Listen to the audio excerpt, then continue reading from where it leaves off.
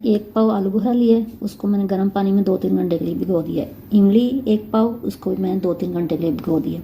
अभी मैं इनके अच्छी तरह बीज निकाल लूँगी और इसका जो लिक्विड है वो कढ़ाई में डाल लूँगी। मैं इस तरह इसका पल्प जो निकाल लूँगी अच्छी तरह इसको मसल के, तो सारा पल्प नीचे चला गया।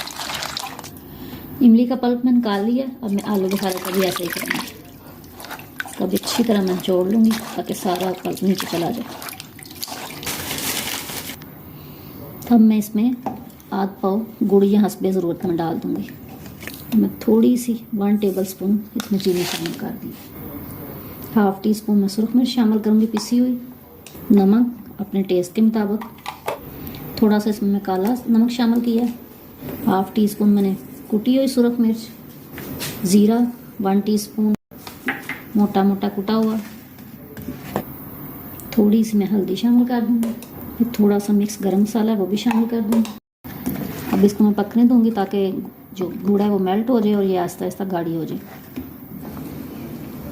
इसमें थोड़ा सा फूड कलर शामिल करूँगी, ये ऑप्शनल है, आप डालना चाहे तो डाल सकते हैं।